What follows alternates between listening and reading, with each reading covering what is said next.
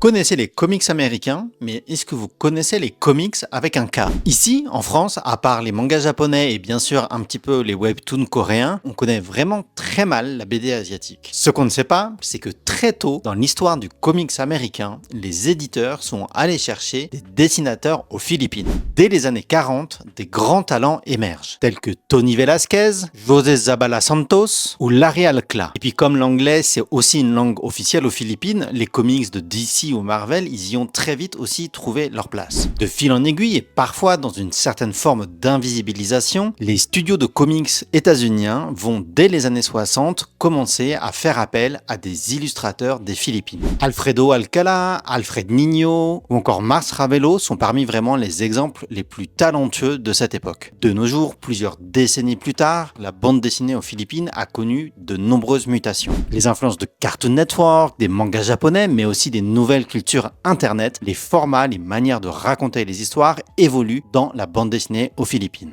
Et aujourd'hui, justement, les auteurs et les éditeurs des Philippines, ils revendiquent leur identité culturelle en ce qui concerne la bande dessinée. Et d'où, justement, cette envie de revendiquer le terme comics, mais avec un K. Et du coup, on est justement ravis de vous proposer Love is in the Air, qui est une parfaite porte d'entrée pour découvrir toute la diversité graphique et narrative des comics avec un K.